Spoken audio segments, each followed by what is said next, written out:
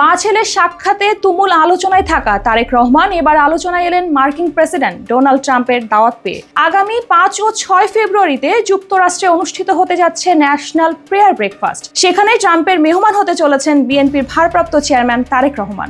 তার সাথে দাওয়াত পেয়েছেন বিএনপি মহাসচিব মির্জা ফখরুল ইসলাম আলমগীর এবং স্থায়ী কমিটির সদস্য আমির খসরু মাহমুদ চৌধুরী। 11 জানুয়ারি বিএনপি মিডিয়া সেলের সদস্য সাইরুল কবির খান এ তথ্য জানিয়েছেন। সাইরুল কবির গণমাধ্যমকে জানান, 10 জানুয়ারি যুক্তরাষ্ট্র থেকে এই আমন্ত্রণ জানানো হয়েছে। ন্যাশনাল প্রেয়ার ব্রেকফাস্ট মূলত যুক্তরাষ্ট্রের বেশ প্রাচীন একটি আয়োজন। এই আয়োজনে বিভিন্ন দেশের আমন্ত্রিত প্রতিনিধিরা একত্রিত হয়ে শান্তি, সংহতি এবং নৈতিক নেতৃত্বের গুরুত্ব নিয়ে আলোচনা করেন। ন্যাশনাল প্রেয়ার ব্রেকফাস্টের সূচনা 1953 সালে। তখন এটি প্রেসিডেন্সিয়াল প্রেয়ার ব্রেকফাস্ট নামে পরিচিত ছিল।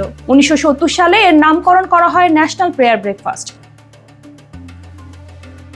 বিগত সরকারের আমলে তারেক রহমানের বক্তব্য প্রচারও নিষিদ্ধ ছিল দেশের গণমাধ্যমে। এখন তিনি প্রায় প্রতিদিন থাকছেন গণমাধ্যমের আলোচনায়। এরই মধ্যে মার্কিন প্রেসিডেন্টের এই আমন্ত্রণের খবরে তারেক রহমানের প্রত্যাবর্তনের গল্পে যোগ হলো নতুন মাত্রা।